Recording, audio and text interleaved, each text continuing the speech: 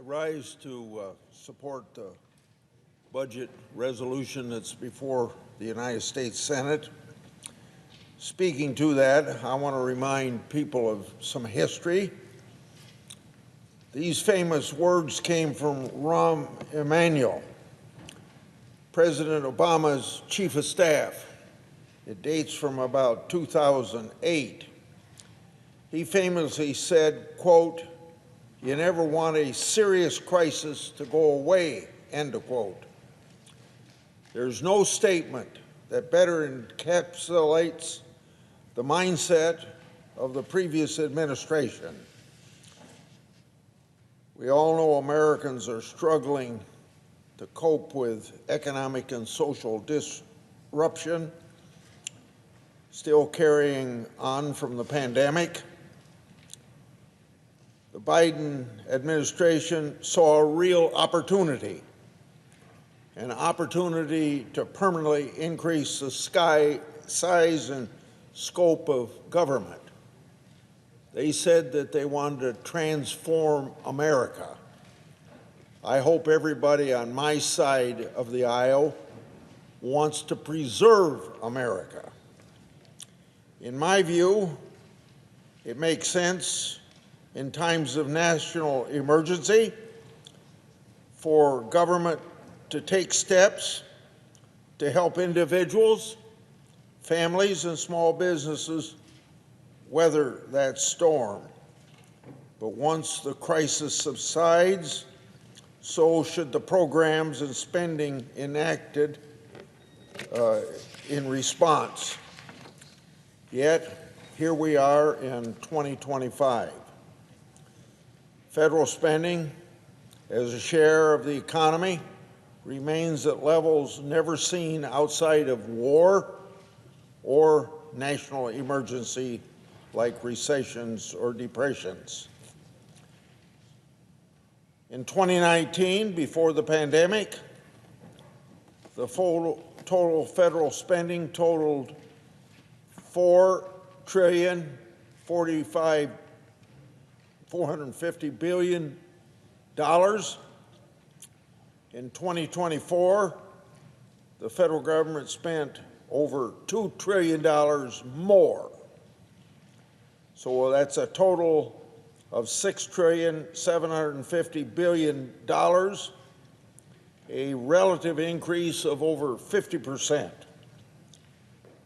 We must begin to put spending back on a path of normalcy, and that's why we're having this debate that we call the budget resolution. The path to normalcy is a spending path that accounts for the historic inflation of the past 4 years, as well as population growth.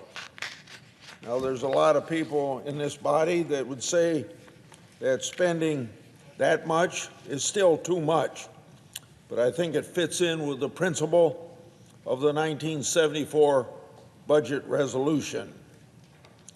Once inflation and population growth are factored in, federal spending in 2024 remained roughly $1 trillion above pre-pandemic levels. And if Social Security and Medicare and interest on the debt are set to the side, federal spending was still over $500 billion above 2019 levels. And I hope you'll study the chart here that shows what I just told you. Unless we have a course correction, our national debt will set a new record as a share of our economy in 2028. That is eclipsing the previous high water set in the wake of the World War II. And you can see that here in the period of time where it was at World War II. As another Democrat said, elections have consequences.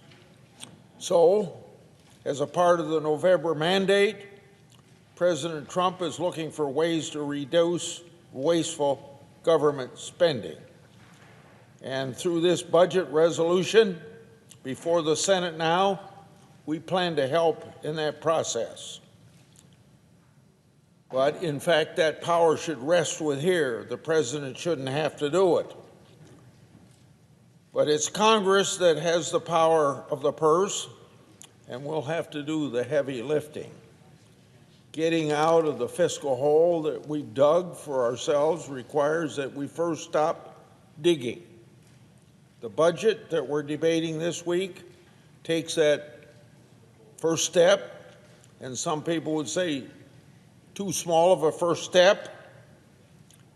Any new spending will have to be accomplished by reductions in spending elsewhere. I look forward to continuing to work with my colleagues on a return to fiscal sanity, and that fiscal sanity is the pre-pandemic level of spending increased only by inflation and population growth. I yield the floor.